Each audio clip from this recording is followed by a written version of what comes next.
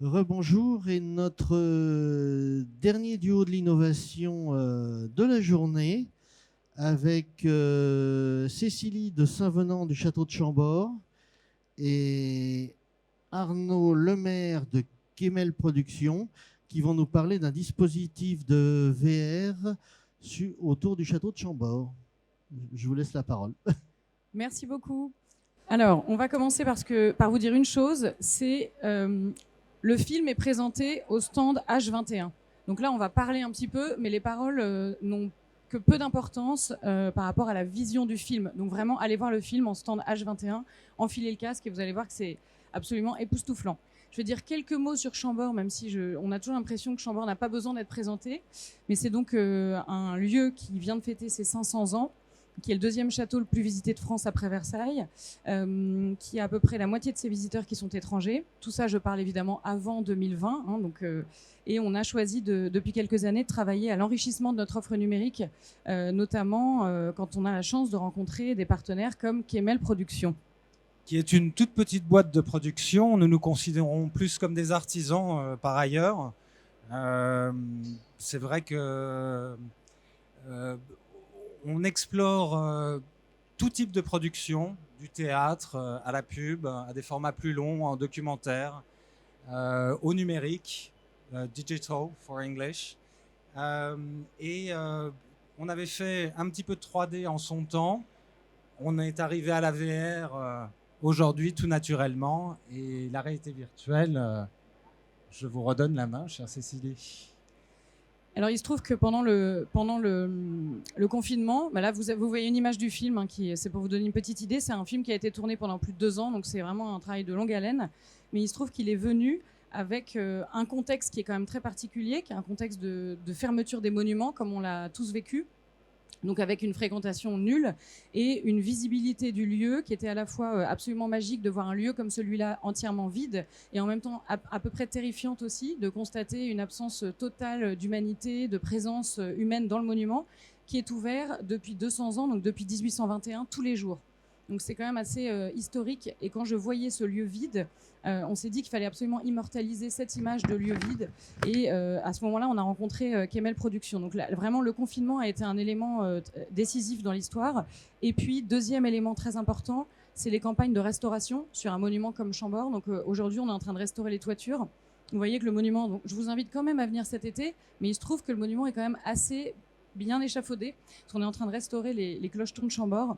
Donc c'est une façon aussi de pouvoir montrer le monument tel qu'il est sans les échafaudages. Donc c'est aussi une façon d'immortaliser un lieu et pouvoir le montrer pendant des périodes de restauration qui sont quand même très fréquentes dans le patrimoine.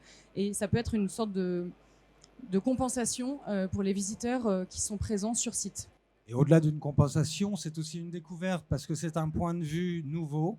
On a une immersion totale. Il y a un vrai statuaire sur les toits de Chambord.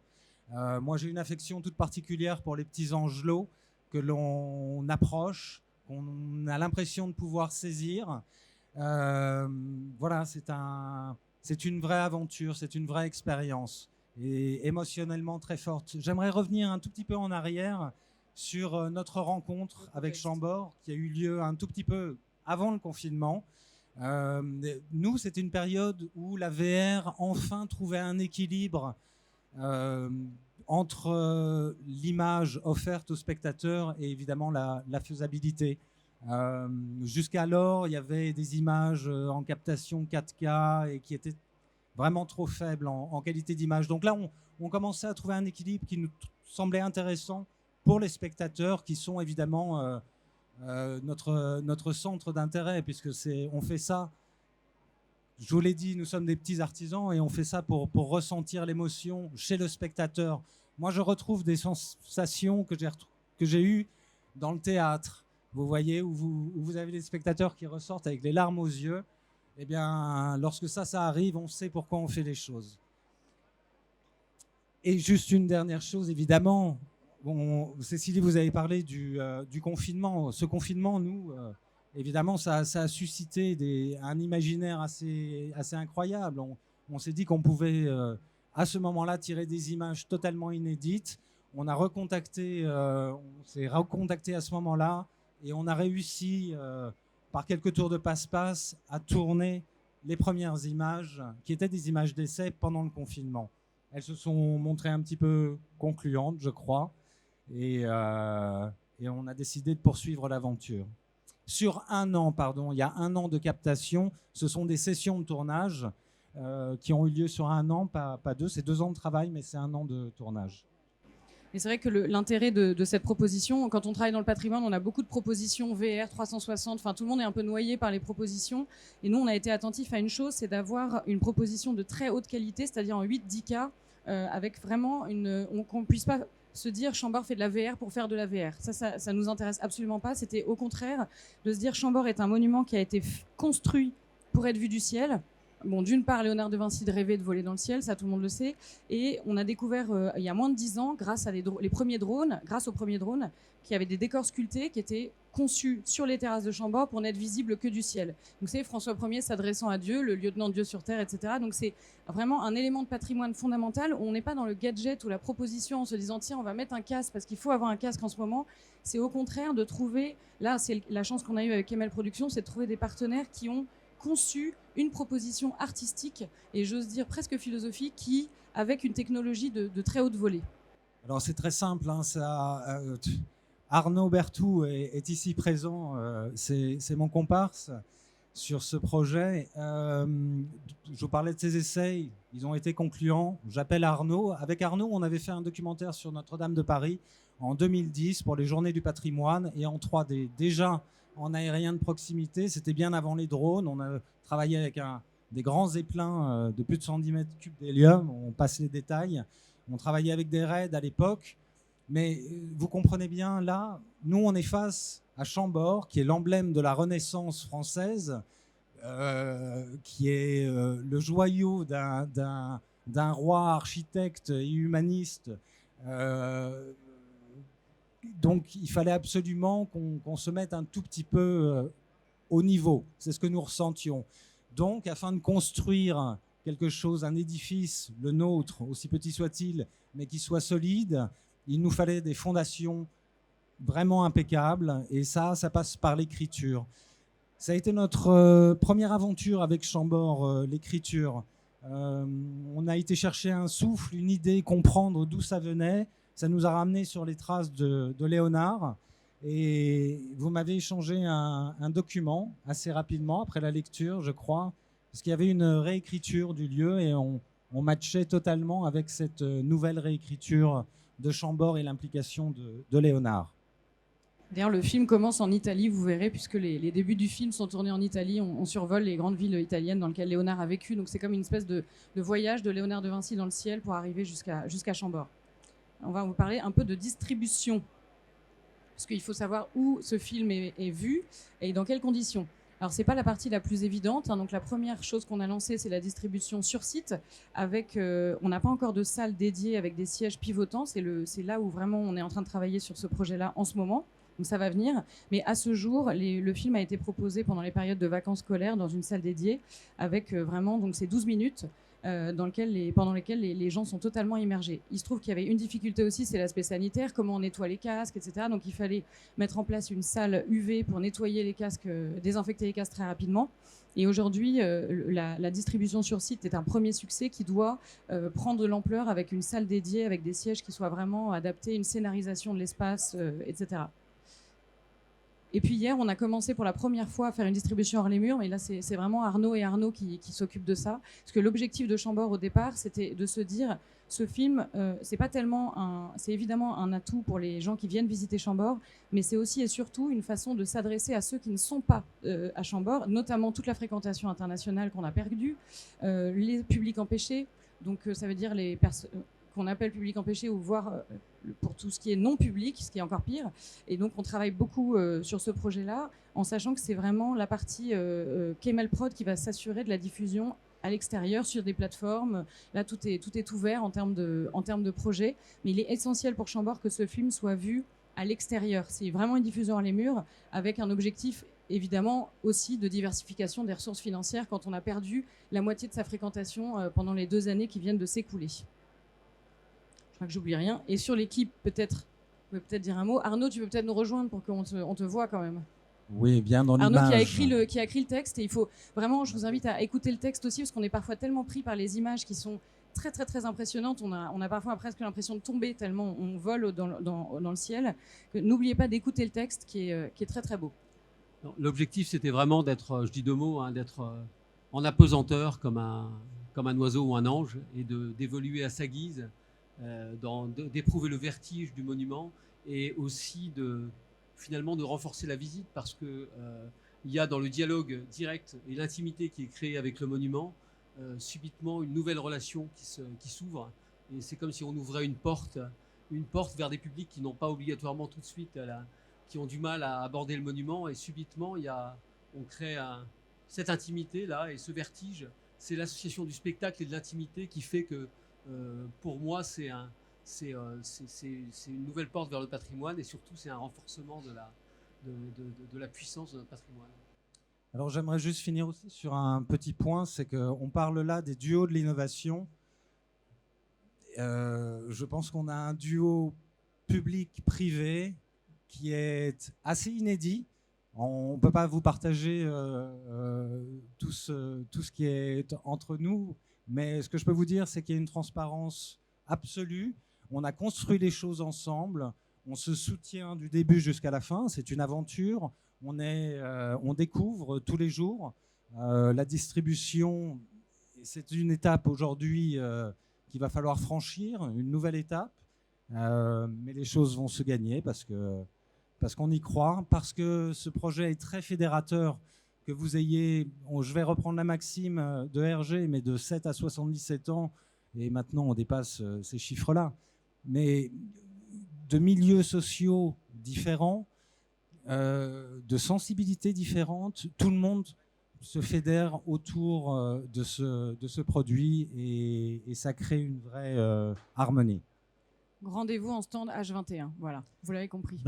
Merci beaucoup, et maintenant on va passer à la deuxième phase des questions. Y a-t-il des questions? Beaucoup, j'ai l'impression. J'en ai deux.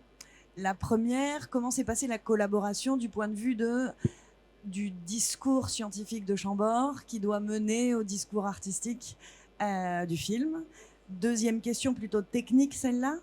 On parle de VR. Est-ce que vous avez choisi de l'audio 3D pour accompagner ça ou pas? Alors, première question à laquelle je réponds, sur le sujet scientifique. Alors nous, on a alimenté beaucoup les deux Arnaud avec énormément de documentation, de discours scientifiques, etc. Et ensuite, on les a laissés vraiment travailler de façon assez libre. Donc, et ensuite, il y a évidemment eu des phases de relecture et d'échange, hein, comme on se l'est dit, on a beaucoup échangé, mais on a vraiment laissé libre cours en se disant que c'était aussi une proposition artistique, ce film, et pas seulement, comme je le disais, de prendre une solution technique et de mettre ce qu'on voyait de Chambord dedans. C'est vraiment une collaboration artistique, et on les a laissés vraiment travailler en assez grande liberté, je crois. Et beaucoup de liberté, et c'est aussi ce qui a fait que cette fusion entre nos deux monde se passe aussi bien. Et puis je vous ai parlé de cette anecdote voilà, cette réécriture qui nous avait été envoyée.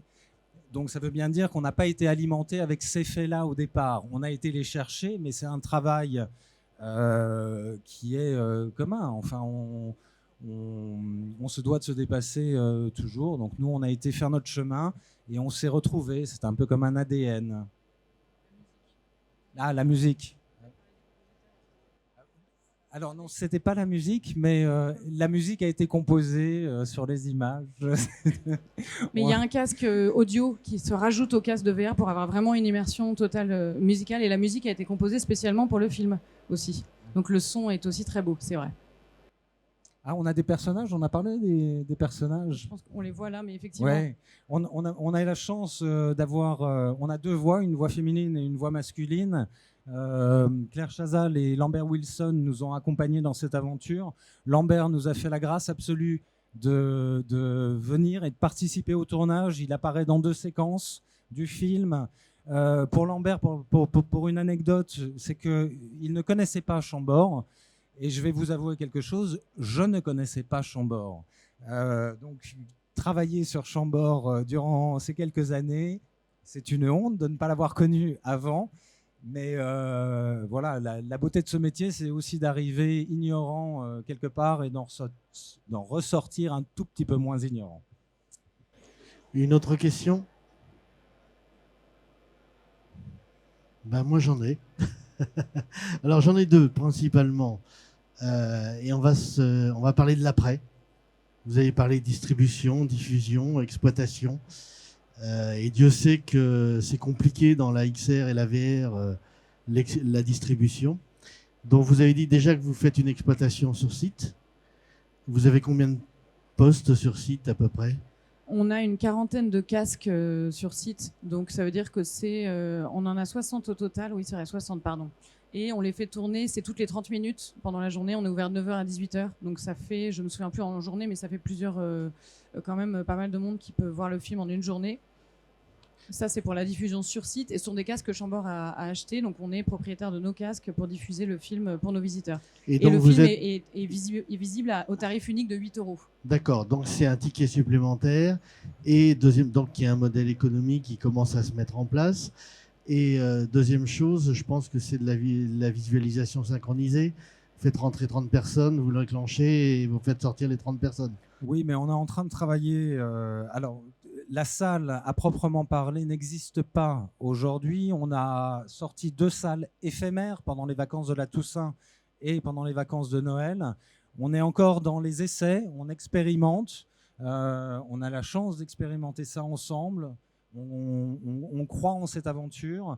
Donc, il y a des formats qui vont... Ça, c'est encore... Oui, on est en train de chercher des choses. On en essaiera, on en trouvera, on en abandonnera.